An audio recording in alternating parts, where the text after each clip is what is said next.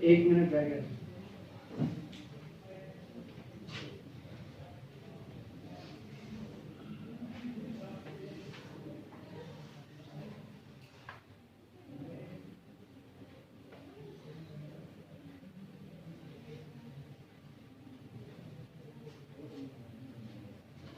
Copy कर लिया?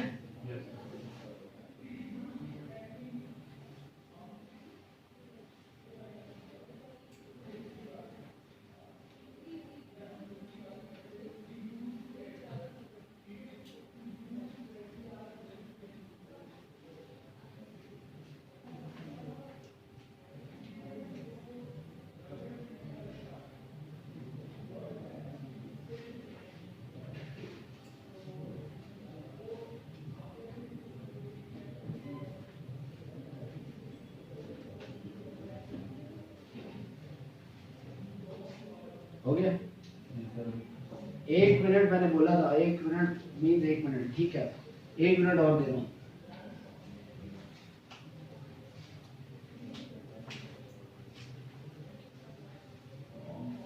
दिखाओ तो सुनने को देख लेते हैं।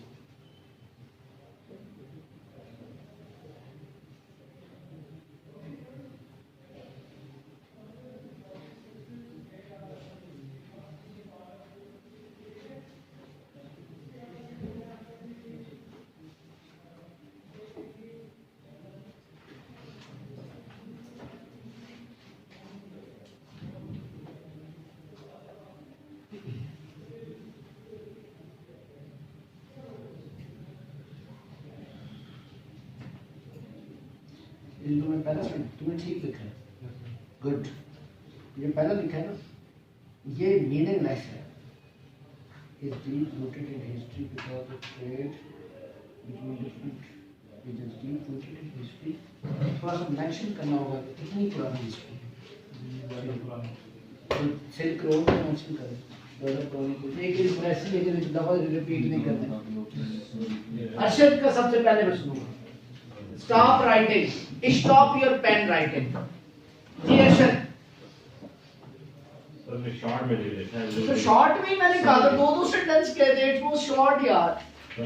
The world are interconnected through the globalization.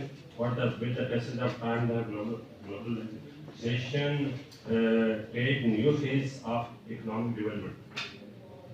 पहले भी लोग मतलब इस तरह थे, इंटरकनेक्टेड थे। वन थी। आप कल नहीं थे? नहीं। आपको मैं स्पेस देता हूँ। जी आदिल भाई। Globalization is not new. 1000 years ago, peoples run many corporation. Peoples and many corporation have trading through Silk Road across Central Asia. असल में आपने ये मेंशन करना था कि इसकी हिस्ट्री बहुत पुरानी है। जब से सिल्क रोड का कॉन्सेप्ट आया है उससे भी बेसिकली तो इसकी पुरानी हिस्ट्री है। ये आपने थोड़ा सा उसको मेंशन करना था जो आपने अप्रोप्रिएटली नहीं किया। बेटा आप करें जरा, आप बताएं आपने क्या लिखा। हाँ जी। Globalization is not new at all. It has started 1000 years ago through Silk Road connecting Central Asia, China and Europe during 15th century. After World War, world has entered into a era of globalization. ये दो sentence था। मैंने तुम्हें दो से बात ठीक है, वही बात लिखी है जो तुमने लिखी है, लेकिन convert them into two sentences. Make your own sentence. जी मेरा बेटा आप।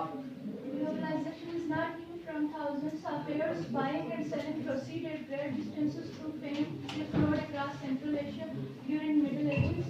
और second sentence का जो मैंने बनाया, technological development of past few decades increases cross-border trade, investment and migration that entered world to new phase in its economic development.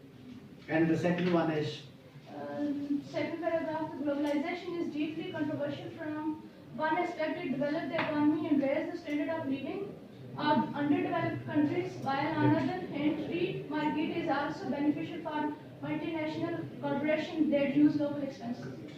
शाबाश जी। Last one बेटा आप, आपका नाम क्या है? तुम भी कल नहीं आई थी? सर मैं आई थी, लेट आई थी टाइम जी। बिस्मा बेटा आप बताएं। सर मैंने अभी नहीं लिखा। मैं आपको मालूम जी। मेरा बेटा इधर एक जो बच्ची कल नहीं आई थी पहले दिन, आप हैं? आप बताएंगे मुझे। ये काम मौका है, अगर आपको लगे ना, मैं आपको भी बताता हूँ, अगर आपको लगे ना कि आप अभी नहीं कर पाओगे तो डोंट नीड टू पे फी, क्विट। अगर लगे कि नहीं मैं कर सकता हूँ मेहनत से, देन कैरी ऑन। सर आप ही बता दें किसको कंटिन्यू करना नहीं अब देखिए मैं किसी को भी ऐसे अंडर एस्टिमेट तो बिल्कुल नहीं करूँगा, ठीक है। पहली बात मैं इनको नहीं कह रहा, आपको नहीं कह रहा, I am not telling you, I am telling to all of you, got it. So अगर मतलब जो है ना मेहनत कर सकते हो, कोशिश कर सकते हो तो देन यू शुड, और अगली क्लास में कोशिश नजर आनी चाहिए। लेक्चर लेती होंगी तो इंशाल्लाह घर के जो इश्यूज हैं वो साथ-साथ है, तो जैसे मैं Okay. प्रॉपर्ली रीड नहीं कर सकती, तो मैंने कहा लेक्चर लेती रहूंगी इंशाल्लाह, कुछ ना कुछ तो पले पड़ेगा। वो कहते हैं ना, एक बड़ा खूबसूरत शेर है, उसका मुझे मफहूम याद है, वैसे नहीं आता, बड़ा पूरी एक नज़म है। वो कहता है कि अगर मोहब्बत ना करते तो हुकूमत करते, ठीक है ना। अगर मैं मोहब्बत में ना पढ़ता ना, भाई प्यार है, आई लव यू, इश्क हो गया है, खूबसूरत पोइट्री है, गपशप करनी, अगर मैं वो ना करता, मैं एक मिसाल दे रहा हूँ, तो भाई मैं तो हुकूमत करता, क्योंकि मेरे पास इतना टाइम होता कुछ करने का, लेकिन मैं कर सिर्फ मोहब्बत गया, ठीक है। घरों के हालात आपको ये जो है ना ये साथ साथ चलते हैं। ये एक बहुत जल्दी विद इन अ मंथ और विद इन 2 months यहाँ पे हम एक सेशन रखेंगे स्ट्रेस मैनेजमेंट के ऊपर, और वो सेशन होगा 3 घंटे का, ठीक है। तो उस सेशन में आप लोग शायद हो, यहाँ पे कोर्स आपका ख़त्म हो जाए ना हो, जो भी हो, उसमें आप लोग इनवाइटेड हैं। उसमें मैं आपको जिंदगी के वो दाव पेच सिखाऊंगा जिससे कि आप जिंदगी के चैलेंजेस को किस तरह से मीट कर सकते हैं, और ये दुख और दर्द और तकलीफ को कैसे अवॉइड कर सकते हैं। सर ये तो आजकल हो रहा है। ये नहीं आजकल, अभी मैं अगर इस पर करूँगा तो वो फिर वो इस पर टाइम बहुत लगता है। इट्स अ लॉन्ग, देखिए इसको प्रोसीजरल होता है, ये प्रोसीजरल होता है, स्टेप बाय स्टेप होता है। ये मैं आपको इसमें मुझे पूरा एक लंबा 3 घंटा चाहिए जो मैं इस पे आपको बताऊं कि मेरा बेटा क्यों परेशान है। बात ये है ना, और बेटे की परेशानी जो है वो जब सामने आए तो उसको ये बताया जाए कि इस परेशानी का सर हल ये है, इस तरह से ये परेशानी हल हो सकती है। Stress management, you just need to manage your stress. हर किसी के अपने मसाइल होते हैं, मसाइल belongs to your class as well. जिस क्लास से आप बिलोंग करते हैं उस क्लास के मसाइल होते हैं, गॉट इट ना। तो एनीवेज इस पे मजीद टाइम नहीं लगाते। चलिए मेरा पुत्र आप पढ़े ना। Globalization is not new process, it's almost 2000 years old. Since 1950, the volume of world trade has increased by... अच्छा, I like those students who used to take my words, जो मैं बोलता हूँ फिगर वगैरह, उनको वो याद रख लेते हैं, क्योंकि उस्ताद की कई बात को याद रख लेना का मतलब होता है कि आप लेक्चर में कंसंट्रेट कर रहे हैं। Got it? आप सिर्फ और सिर्फ रीडिंग पे ना जाया करें। गुड जी बेटा। Since 1950, the volume of the world trade has increased by 29. ठीक है, मतलब इससे बड़ा खूबसूरत इसको इसने अब तक सबसे अच्छा इसने बयान किया। जी अगला पॉइंट, अगला बेटा। Globalization is a controversial issue. Globalization improves the economic condition of developing countries. One perspective of globalization is, आप इस तरह से इसको बोलेंगे जब आप उसको अपने अल्फाज में लिखेंगे तो सर ठीक है, am I right? One perspective of the globalization is improve the economic condition of developing countries, and the other hand, the multinational companies also gain the benefits in different forms like advertisement, cheap labor. Another perspective is, ठीक है, तो this is good one। अब ये बच्ची पहले कभी मैंने इसमें इस तरह की चीज देखी, इसने मुझे इस तरह से कभी भी नहीं, she improved herself। तो just जी सर हमजा खान, सर तुम्हारा नाम हमजा खान है? चल मैं खान है मैं जोड़ देता, मेरा तो नाम मेरा भी यहाँ नहीं लग गया, मैं वो खान खून नहीं हूँ। ये गालों ने ऐसे बचपन में जम्या और पेंडू तो मेरे वालिद साहब वालदा दोनों चिट्टे अनपढ़, हमें नाम खान ना देता। We are basically judged। Ji Globalization is not new. थोड़ा loudly मेरा बेटा, be confident। Of years, peoples and later corporation buying and selling lands to each other through fence road, but now policy and technology development have increased cross-border trade, investment. Today, globalization is further faster, cheaper and deeper. आपने थोड़ा लंबा कर दिया ना उसको। मेरे पुत्र आपसे भी मैं अच्छा एक्सपेक्ट करता हूँ, क्योंकि अब आप ये सिर्फ मुस्कुराने से काम नहीं करता मेरी बहन, काम करना पड़ता है। बोलो जरा क्या लिखा है? Globalization is not new since Russia that connected China and Europe during the Middle East ages. ठीक है। People and their cooperation investors, the enterprises in other countries, foreign investment is increasing day by day. Foreign investment is increasing day by day because of the globalization. इसका वो sentence बड़ा अच्छा है जो इसने लिखा है 20 times. Just focus on it 20 times. Sir वकील साहब. Globalization has its historical background. Current wave of globalization are similar to those prevailing before. Now the volume of world trade is increased due to globalization. Second paragraph, globalization allows countries to improve their economic growth. The other perspective of globalization benefited multinational corporations. इसका second paragraph इसने अच्छा लिखा. Anyways, अगले paragraph पे ध्यान दीजिएगा. अगले paragraph मैंने कहा रैंडमली सबसे नहीं सुनूंगा, अगला पैराग्राफ उनसे सुनूंगा जिनसे भी नहीं. रैंडमली किसी से भी पूछ सकता हूँ, ये मैं आपको बता दूं. जैसे एग्जामिनर रैंडमली कोई पैराग्राफ उठा के पेपर में पढ़ता होता है, बाकी वो स्किप कर देता होता है. जी मेरा बेटा, ये आप जरा पढ़ें इस पैराग्राफ को.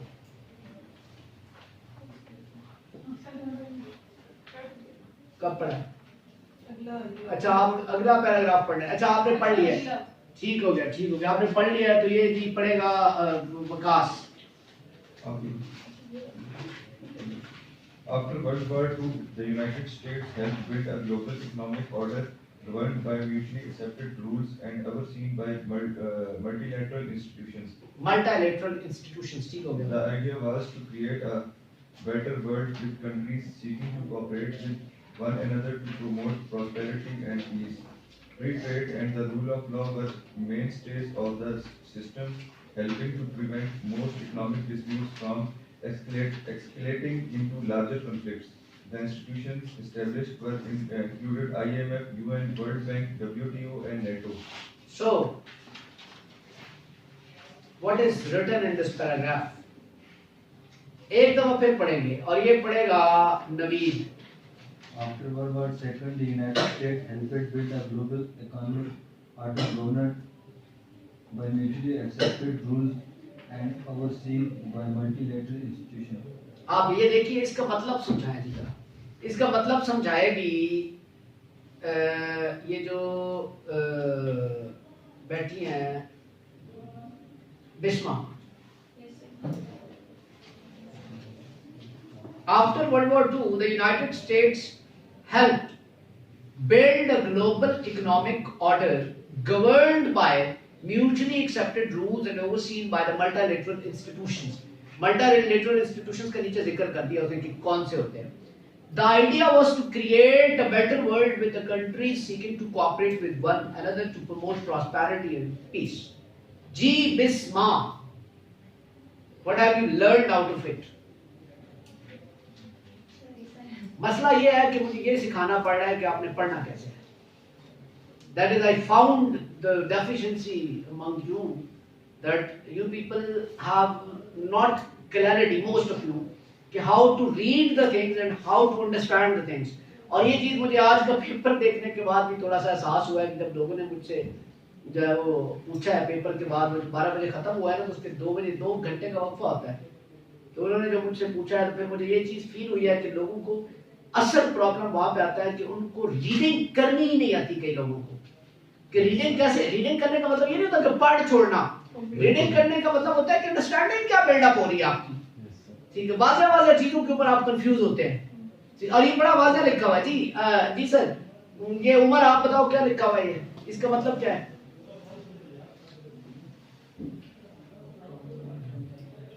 मैं आपको एक चीज बताऊं, it is quite simple for me कि मैं यहाँ खड़ा होके सारा आपको बता दूं.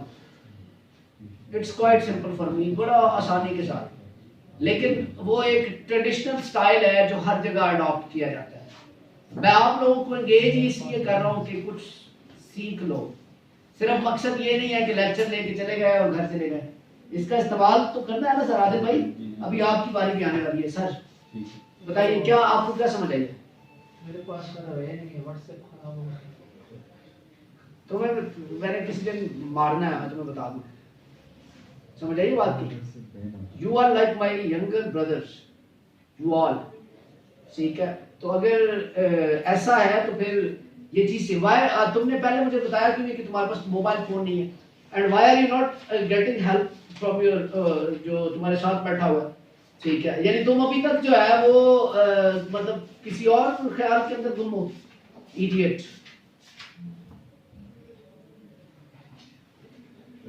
एहतिशाम, अब नहीं भूलेगा, एहतिशाम ये ऐसा रहता है जी। एहतिशाम, एक सेकंड सर, एक सेकंड जी सर। मतलब समझ नहीं आई है इस बात की, समझ नहीं आई कि इसके अंदर लिखा हुआ क्या है। शर्म तुम्हें आ रही है जी अरशद भाई? सर इसमें रीडिंग में बताया कि after the world war second में। अच्छा, आपने मुझे नहीं बताना, सबको समझाना है। You are the instructor right now. इसमें हिंदी तरीके वर्ल्ड वॉर सेकंड के बाद कुछ हमारे पास ये इस तरह के थे ना अदारे, जिस तरह यूएन था, वर्ल्ड बैंक था, जिस तरह नहीं थे। वर्ल्ड वॉर 2 की आउटकम है ये बात की बात कर रहा हूं। उसके बाद इन्होंने मिलिट्री रूल्स बनाए, मिलिट्री रूल्स बनाए जो फॉरेन पॉलिसीज को बेहतर करने के लिए, to bring the peace and prosperity. उसके लिए आपने इंस्टीट्यूशंस को बिल्डअप किया, और इंस्टीट्यूशंस को बिल्डअप किसने किया? यूनाइटेड स्टेट ऑफ अमेरिका ने, to secure her self national interest particularly. लेकिन उसका अल्टीमेट ऑब्जेक्टिव क्या था? Peace and prosperity. Peace is the ultimate objective of United Nations. You know, United Nations को अगर आप पढ़ें तो उसका जो अल्टीमेट ऑब्जेक्टिव है वो क्या है? वो पीस है, वो पीस के लिए है।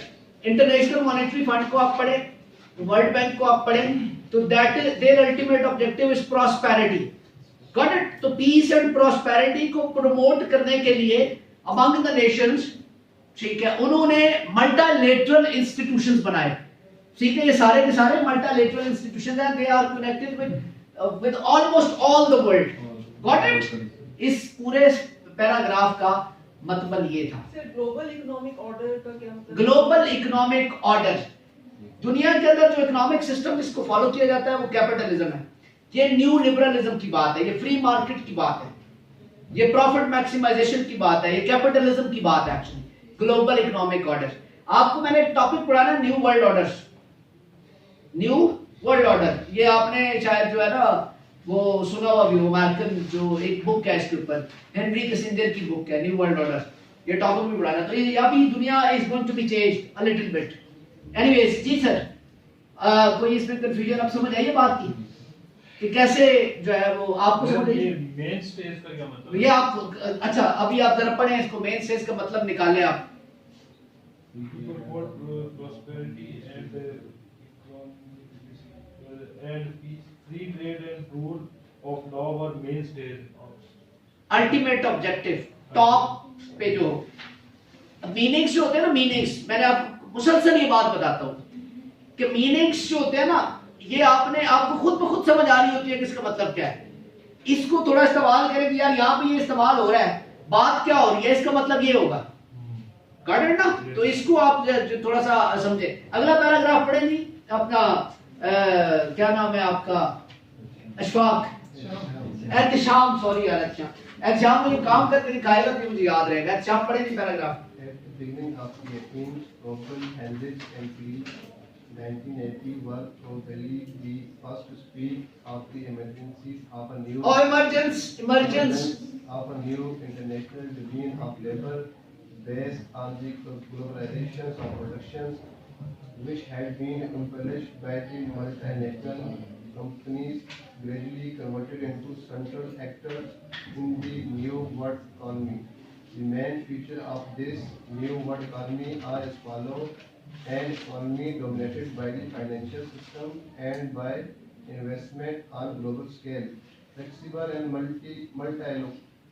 multi-locational production process, low transport costs, regulations in information technology and communication, the regulations of national economies, the premises of the multilateral financial agencies, and the emergencies of the three major transnational economies, the American based in the USA, and of the special relations their country maintain with Canada, Mexico, and Latin America, the Japanese based in Japan, and on its special relation with the four small tigers. ये four small tigers क्या है? Asia के जो countries है, bracket के अंदर लिख दीजिएगा Hong Kong, south Korea, Taiwan, Singapore. Bracket में लिख लीजिएगा ये, ताकि आपको ये 4 स्मॉल टाइगर्स जो है ये याद रह जाए ये कौन से हैं। Taiwan, Hong Kong, south Korea,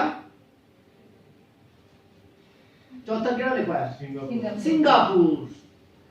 Once I went to Singapore for a paper presentation. That is a wonderful country, small country, wonderful.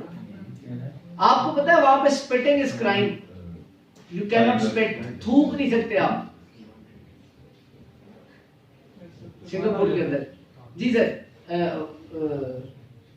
4 मुल्क लिख लिया आपने, अब आप पूरा आगे पढ़ेंगे sir. And the rest of Asia and the European based on the European Union and on its special relation with East Europe and North Africa. अच्छा, अब सवाल ये है कि इस पैराग्राफ के अंदर बड़ी आला किस्म की इंफॉर्मेशन मौजूद है कि इंटरनेशनल रिलेशनशिप्स जो है वो उनकी स्ट्रेंथनिंग जो हुई है वो किस तरह से करके कनेक्टेड है और क्या प्लान था। ये समझ आ रही है आपको कि यूएस का, जापान का और यूरोपीय यूनियन का, ठीक है, इनके कनेक्शंस किसके साथ ज्यादा एस्टैब्लिश हुए। एक दफा फिर इसको पैराग्राफ को पढ़ेंगे, इस दफा पढ़ेगी किरण जी। बेटा पढ़े आप। At the beginning of the 80s, Froebel, Heinrich, and they were the researcher and they were the prominent researcher on the subject of globalization. That's why economic जी were probably the first to speak of the emergence of a new international division of labor. अच्छा, do you know what is new international division of labor? What is meant by this word, new international division of labor? What is division of labor? Do you know the concept? Have you ever heard the name of this gentleman, Max Weber? Do you know? You don't know about the Max Weber?